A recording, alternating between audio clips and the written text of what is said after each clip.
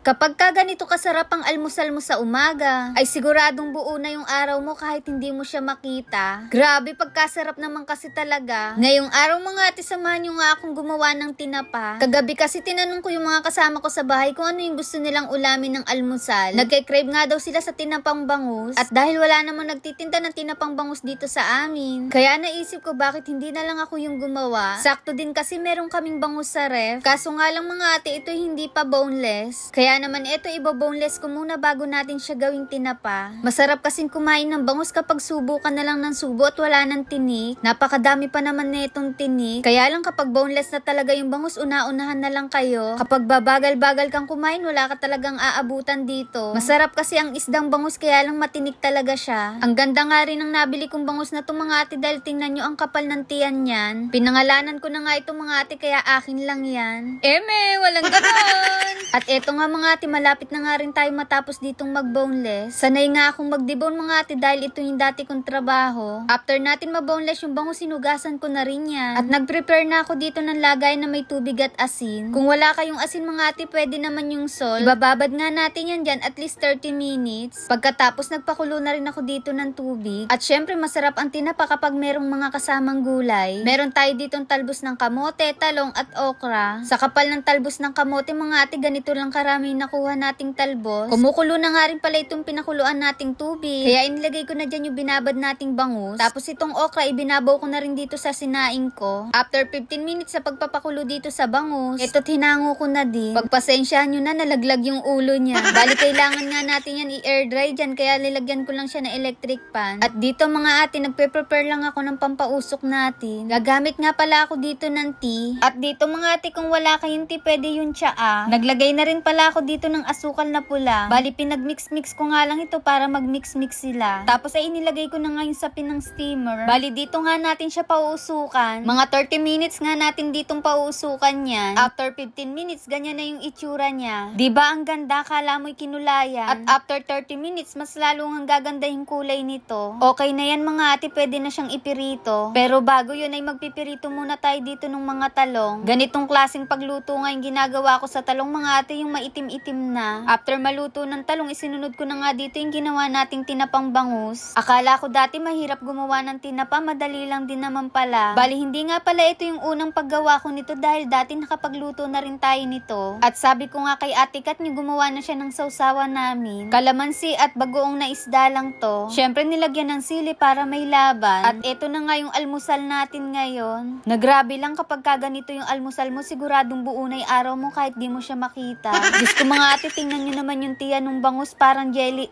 Kaya napasabi na lang ako na unang kagat first bite.